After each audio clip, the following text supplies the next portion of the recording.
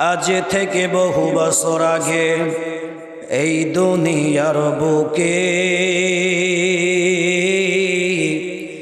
ইসলাম নাম ছিল না কোথাও কোনো মানুষের মুখে। মন্দিরে সব বাজিত ঘণ্টা, ছিল না আজান ধ্বনি। মন্দিরে সব বাজিত ঘণ্টা, ছিল না আজান ধ্বনি। সেই আধার জগতে এসেছিলে তুমি, হে সাধু করব্বানি।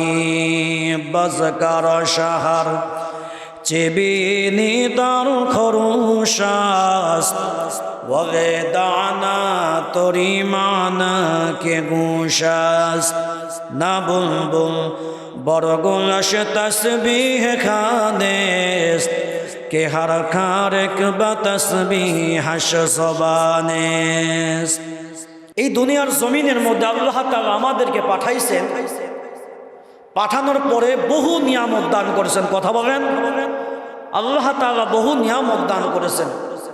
যেই নিয়ামতের শুকরিয়া আদায় করে আমরা কখনো শেষ করতে পারবো না। নিয়ামত সম্পর্কে আল্লাহ রাব্বুল আলামিন পবিত্র কোরআনুল কারীমের মধ্যে ডাক দিয়ে বলেন, لئن شكرتم لأزيدنكم ولئن كفرتم إن عذابي لشديد। আল্লাহ তাআলা ডাক দিয়ে বলেন, ও দুনিয়ার মানুষেরা, যদি তোমরা আমি আল্লাহ তাআলার শুকরিয়া আদায় যদি করো, লাযিদান্নাকুম, আমি আল্লাহ তাআলা বৃদ্ধি করে দেব। ওয়া ইন কাফারতুম, আর তোমরা যদি না শুকরিয়া আদায় করো, আল্লাহ তাআলা ডাক দেবেন, আমি আল্লাহ তাআলা এই সমস্ত বান্দাদেরকে আমার আযাবের মধ্যে গ্রেফতার করব। এই জন্য আল্লাহ তাআলা ডাক দিয়ে বলেন, দুনিয়ার জমিনের মধ্যে আসার পরে যত নিয়ামত পেয়েছ, এই নিয়ামতের শুকরিয়া আদায় করতে হবে। জোরে কোন সুবহানাল্লাহ।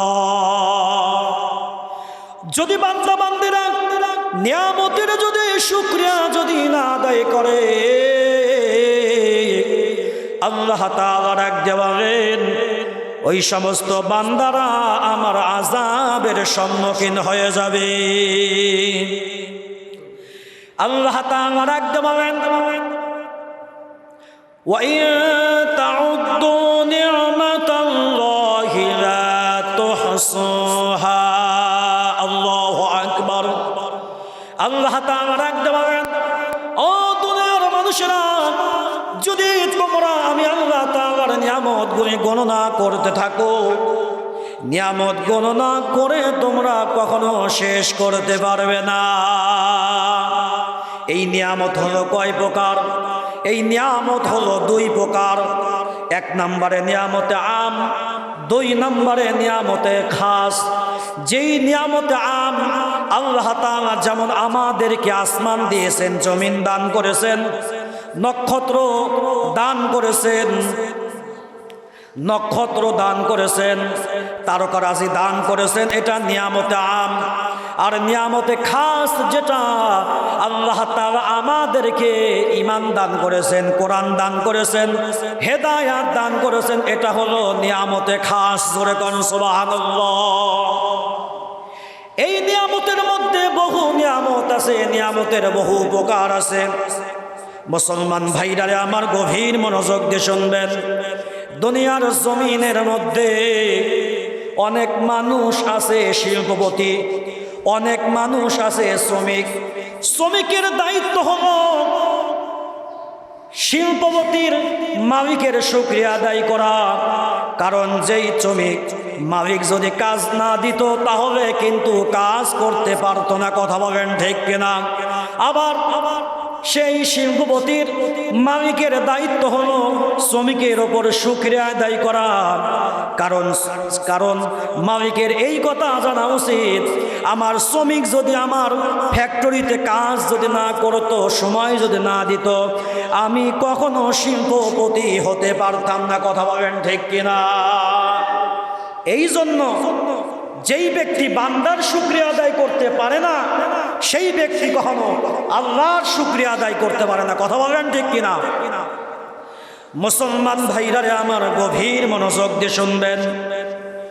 আমি আপনাদের সামনে আয়াত তেলাওয়াত করেছি, কদ আফলাহা মান তাযাক্কা ওয়া যাকারা ইসমা রাব্বিহি ফাসাল্লা বাল তুসিরুনাল হায়াতাদ দুনিয়া। জোরে কোন আল্লাহু আকবার। আল্লাহ তাআলা ডাক দেন, সেই ব্যক্তিগুলো সফল কামিয়াব হয়েছে যারা তাদের অন্তরকে আত্মশুদ্ধি করেছে, যারা তাদের নফসকে পরিশুদ্ধ করেছে, তারাই হলো আল্লাহর কাছে সফল কামিয়াব। জোরে কোন সুবহানাল্লাহ।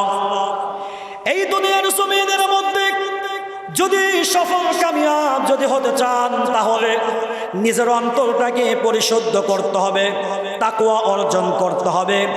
নিজে নিজে কখনো পরিশুদ্ধ হওয়া যায় না। একজন মানুষ হক্কানি আলেমের কাছে যেতে হবে, একজন মানুষ হক্কানি আলেমের কাছে যেতে হবে, পীরের কাছে যেতে হবে।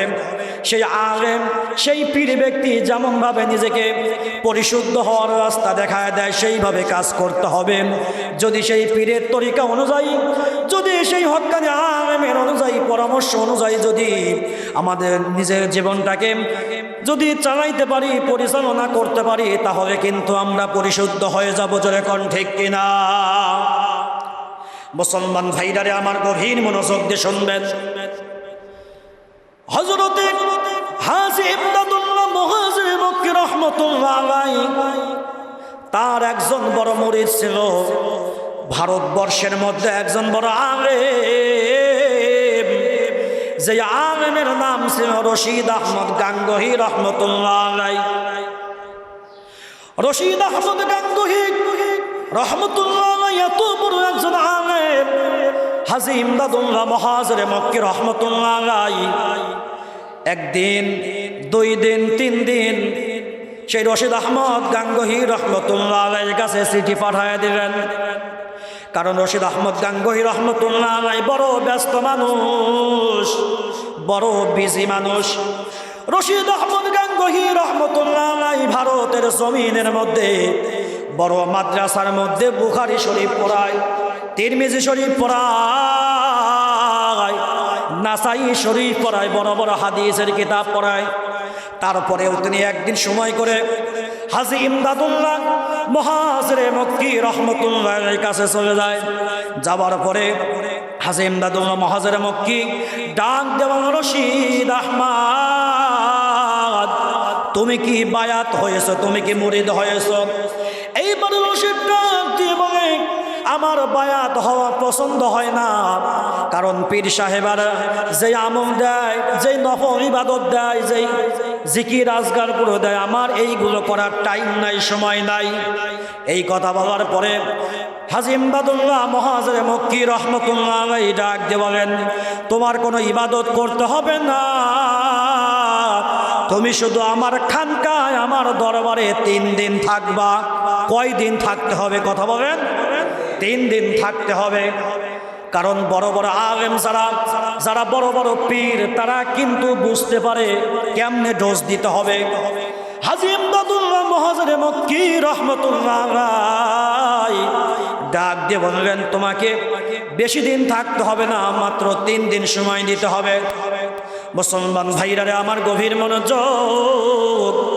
এমন সময় রশিদ আহমদ গাঙ্গুহি যখন হাজী ইমদাদুল্লাহর খানকায় যখন থাকতেছেন, রাত যখন 2টা 3টা বেজে যায়, এমন সময় তার মুরিদরা, অন্যান্য মুরিদরা রাতে দাঁড়িয়ে দাঁড়িয়ে যখন নামাজ পড়তে শুরু করে, যখন জিকির করতে শুরু করে, এমন সময়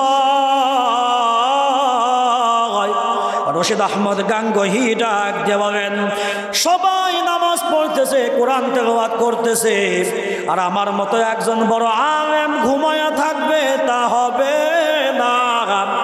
আমার মতো বড় আলেম ঘুমায় থাকবে, তা হবে না। রশিদ আহমদ গাঙ্গুহি রহমতুল্লাহ আলাইহি নামাজের মধ্যে দাঁড়িয়ে গেলেন। নামাজ শেষে জিকির করতে শুরু করলেন। হাজী ইমদাদুল্লাহ মুহাজির মক্কি রহমতুল্লাহ আলাইহি জিকিরের শেষে একটা দোয়া করলেন, যেই দোয়ার কারণে আমার আল্লাহ তাআলা রশিদ আহমদ গাঙ্গুহিকে কবুল করে নিলেন। জোরে কান সুবহানাল্লাহ, আর একটু জোরে জোরে বলেন সুবহানাল্লাহ। লা ইলাহা ইল্লাল্লাহ, লা ইলাহা ইল্লাল্লাহ, লা ইলাহা ইল্লাল্লাহ মুহাম্মাদুর রাসূলুল্লাহ। নবীজির জামানায় একজন ব্যক্তি ছিল, যেই ব্যক্তি সর্বদা গুনাহ করত, খারাপ কাজ করত। একদিন সেই ব্যক্তি আল্লাহর নবীজির সামনে দাঁড়ায় যায়। নবীজির সামনে দাঁড়ায় যাওয়ার পরে আল্লাহর নবীকে ডাক দিয়ে বলেন, ইয়া রাসূলুল্লাহ, ইয়া হাবিবাল্লাহ, আমি অনেক বড় গুনাহগার, গুনাহ করতে করতে আমি একজন বড় গুনাহগার হয়ে গেছি। ইয়া রাসূলুল্লাহ, ইয়া হাবিবাল্লাহ, আমাকে এমন একটা উপদেশ দেন, আমি একেবারে একসঙ্গে সমস্ত গুনাহ ছাড়তে পারবো না। আমাকে এমন একটা পলিটিক্স দিয়ে দেন, এমন একটি হিকমত, এমন একটি শিক্ষা দিয়ে দেন, যার মাধ্যমে আমি গুনাহগুলো ছাড়তে পারি। আল্লাহর রাসূল সেই ব্যক্তিকে পরামর্শ দিলেন যে, তুমি যেহেতু শুরুতেই গুনাহ একসঙ্গে সব গুনাহ ছাড়তে পারবে না, তুমি সর্বপ্রথম মিথ্যা কথা বলা ছেড়ে দাও। নবীজি কি উপদেশ দিলেন? সর্বপ্রথম মিথ্যা পরিহার করো, মিথ্যা কথা বলিও না। সেই ব্যক্তি মনে মনে ভাবলো যে মিথ্যা কথা আবার এমন কি বড় কাজ যে নবী নিষেধ করলেন? মিথ্যা কথা ছাড়া তো একটা সহজ কাজ। এমন সময় নবীজির দরবার থেকে যখন চলে যায়, নবীজির দরবার থেকে যাওয়ার পরে বাড়িতে যাওয়ার পরে যখন মদ নিয়ে যখন বসলেন, মদ যখন গ্লাসে ঢাললেন, ঢালার পরে মদ যখন মুখে তুলে নিবেন, এমন সময় মনে মনে কথা মনে পড়ে গেল, নবীজির কথা। আল্লাহর নবী যদি জিজ্ঞাসা করে, তুমি কি মদ পান করেছো? আমি তো নবীজির সামনে মিথ্যা কথা বলতে পারবো না। এমন সময় সেই ব্যক্তি আর মদ পান করল না, মদের গ্লাস ভেঙে ফেললো, মদের বোতল করে ভেঙে ফেললো, কারণ তার ভিতরে আল্লাহর ভয় ঢুকে গেছে। কথা বলেন ঠিক কিনা? আল্লাহর ভয় যদি না ঢুকতো, তাহলে ওই ব্যক্তি কখনো মদ পান করা থেকে বিরত হতে পারত না। আল্লাহর ভয় ঢুকে গেছে, মিথ্যা কথা বলা যাবে না, আর আমি নবীজির সামনে মিথ্যা কথা বলতে পারবো না। এই জন্য সেই ব্যক্তি মদ পান করা থেকে বিরত থাকলেন। জোরে কোন সুবহানাল্লাহ, আর একটু জোরে আওয়াজ করে বলেন সুবহানাল্লাহ।